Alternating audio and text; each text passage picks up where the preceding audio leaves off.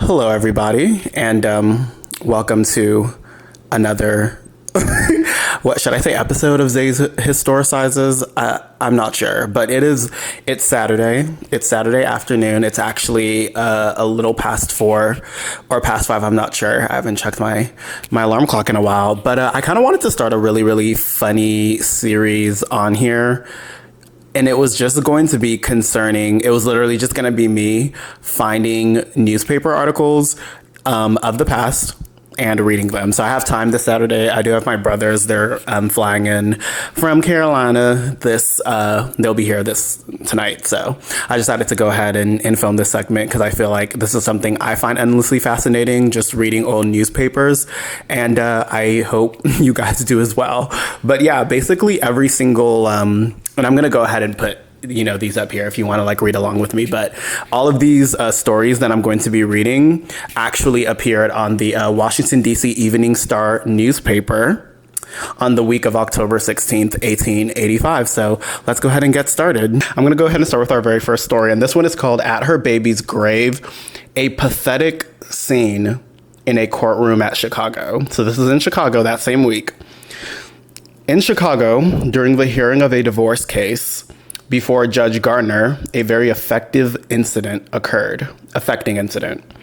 Miss Frida Bartman, the complainant, was on the stand. Martin Bartman, the defendant, is an engraver with the Western Banknote Company. So this is like a divorce case, which I feel like, I don't know, I wonder how that would have been in the 1880s. I feel like it would have been kind of lit though. Just like a lot of gossip and stuff. Anyway, that's his job. I'm not sure if she works, but again, it's 1885. We don't know.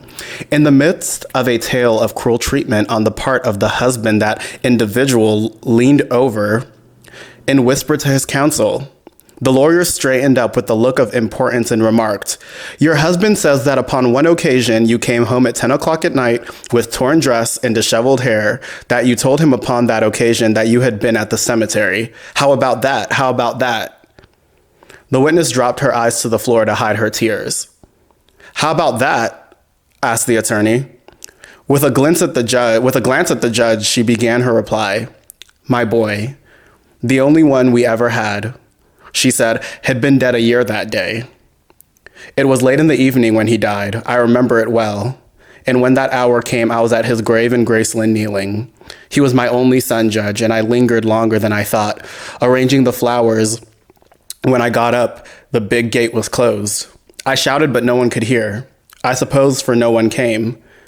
I saw a passing expressman through the wicket and half-old him." Okay, this is 1885, so I'm going to struggle with some of these words, okay? "With his help, I clambered over the wall. That is how my dress came to be torn." And she looked at the judge through her tears. "This case stands adjourned until tomorrow," said His Honor, as he turned to counsel to conceal his agitation. The attorney who asked the question and the husband who prompted it could not hide their confusion and quickly left the room. That's a lot. That's already a lot out of the gate. He was doing the most. Okay, Mr. Martin Bartman? Yeah, doing too much. Anyway, on to our next story. 3 men in female attire. Child. So this one's going to be great. Okay. This morning, about 3 o'clock, a herdic containing some very noisy passengers, okay, Gays Be Quiet challenge failed in 1885 and today, was driven up the avenue as far as 15th Street and was returning by the same route when Officer Whedon had the carriage driven to the 5th Precinct Station and found 3 well-known colored men attired in female apparel. I love that for us. They gave their names as Andrew Green, W.M.H. Johnson, and W.M. I think that's Giles. And they were locked up on a charge of disorderly conduct. I do find it very interesting how back then when they would find men dressed up as women, it was always a disorderly conduct charge. You'd think it'd be cross-dressing or something.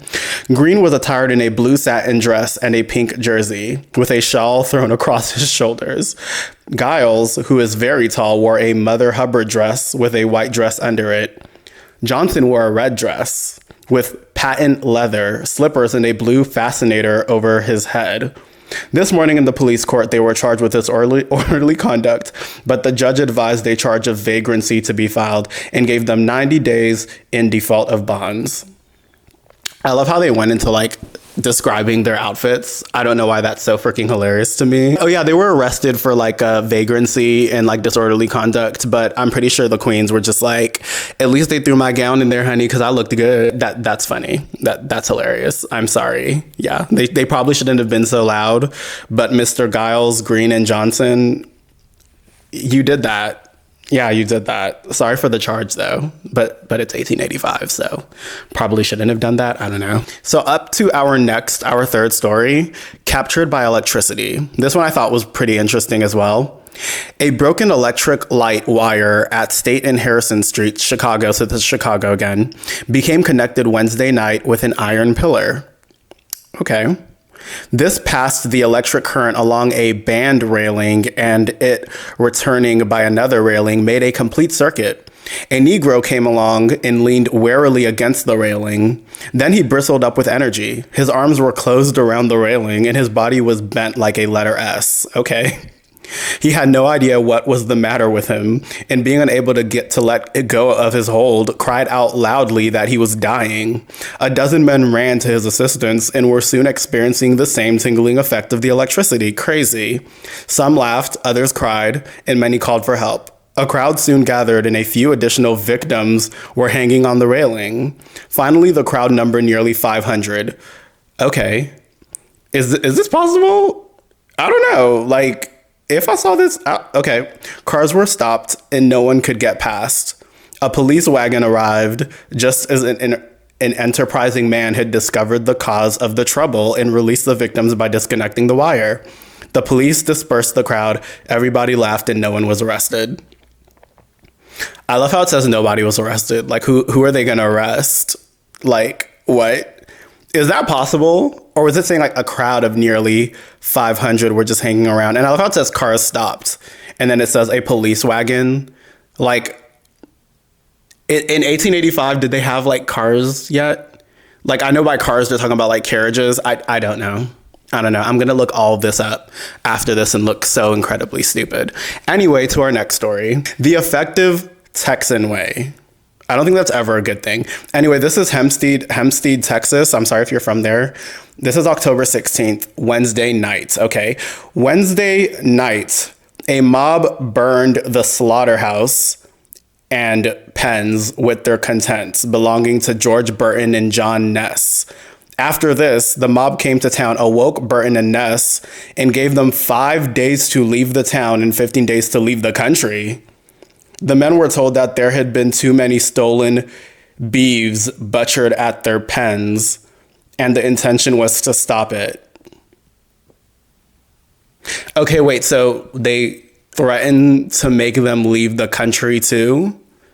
Like by ferry? Like, this is like before the Titanic. Babes, like, why the country? Or was it the county?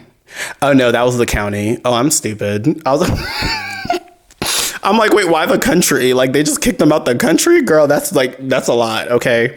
Anyway, it seems like, yeah, maybe too many stolen beeves. I'm going to have to look this stuff up after I'm done with the video, which is so tragic, but I wonder what that is, that were butchered at their pens. Okay, so I just looked up what beeves is, and beeves actually is the plural word for beef, which is defined as, of course, the flesh of a cow or bull. So I guess they were mad at them for like butchering, for stealing their beef.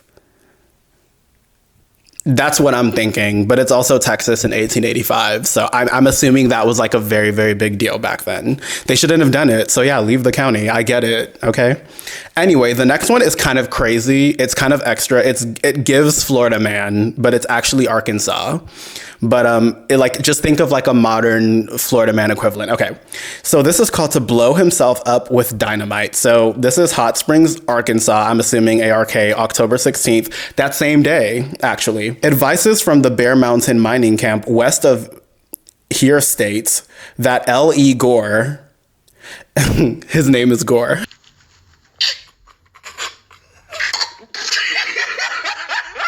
Okay, that's funny. I'm sorry, it's not, but no, it's funny. An old miner attempted to cut, oh my God, his throat with a razor. He narrowly missed the juggler and perceiving his failure, procured 10 sticks of dynamite. Oh, that's no. This just keeps getting worse and worse. What's he doing? Okay, I feel like cutting your throat, blowing yourself up. They didn't do like the pill. Never mind. Okay. The 10 sticks of dynamite, placing a fuse in cap thereto, and located the same under himself. He was in the act of igniting the fuse when he was discovered. Despondency is assigned as the cause. Despondency, a state of low spirits caused by loss of hope or courage. Okay. But I feel like there were other ways to like get rid of yourself. I would say therapy, but then I don't think therapy was that big of a deal in 1885. So, yeah. Okay. One thing I like about old-timey stories is like everybody's name is like something last name. It's like W.H. Dolphin, like E.G. Gurley. Like when I did like my story on like Black Tulsa, like in Greenwood back in like the 1910s and 20s, that was everybody in the newspaper. It was like initial last name. So I don't know why, but that's kind of interesting. Okay, next story. This one's kind of crazy, but okay, this is Macon, Georgia, October 16th. So literally all of this is happening at the same time. I'm telling you, these people are crazy. It's another Florida man situation, but it's a Georgia man here. Means to starve himself to death. Okay. Dennis Gordon. Oh, he gets a full first and last name. Okay, Mr. Gordon. I guess he had no middle name. SMH. A prisoner in the county jail has not tasted food for 16 days. Is that possible? And expresses his determination to die of starvation. It is thought that he is insane. Okay. That I would think so. We don't know what he was going through though. And again, remember, I don't know if therapy was a thing too much yet. Regardless of whether he was going to starve himself to death or not, he is dead now. So this next story, and it's the final one I have, is titled "A Baltimore Suit for $100,000 Damage." So in order to prepare myself for this, because this is Baltimore, and also it's 1885, I had to kind of crunch some numbers. So $100,000 in 1885 is the equivalent of $3,238,917.53. I butchered that whole thing. It's over $3 million today. So just so you know, $100,000 in 1885 is one, that's still a lot of money today, but that's over $3 million in damage is what they're saying. So another initial last name, F.I. Clayton, has entered suit against the Merchants Mutual Marine Insurance Company of Baltimore, claiming $100,000 damages for false imprisonment, and malicious persecution. That kind of, I thought it meant damage of property. So this is damage of his reputation, I guess. The suit grew out of the arrest of Clayton on the charge of conspiracy to defraud the underwriters by having the Brig O.B. Stillman, another initial last name, cast away at sea in September 1884. Commissioner Rogers acquitted him of the charge, but held Captain Botherman and mate Brown to await the action of the United States court.